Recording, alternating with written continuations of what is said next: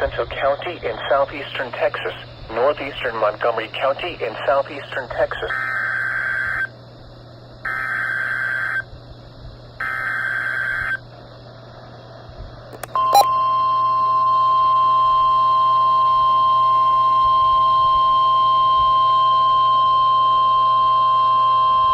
The National Weather Service in League City has issued a flash flood warning for north central Fort Bend County in southeastern Texas, northeastern Waller County in southeastern Texas, northwestern Harris County in southeastern Texas, until 9:30 p.m. Central Daylight Time.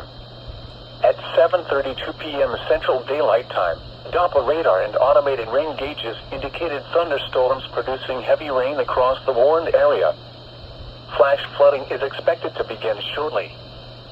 Some locations that will experience flooding include Tomball, Jersey Village, Hunters Creek Village, Bunker Hill Village, Piney Point Village, North Side or North Line, Spring Branch North, Eldridge or West Oaks, Spring Branch West, Addicks Park 10, Spring Valley, Mission Bend, Greater Greens Point, Aldine, Western Memorial Park, Northwestern Greater Heights, Hockley, Hedwig Village, Waller and Hillshire Village.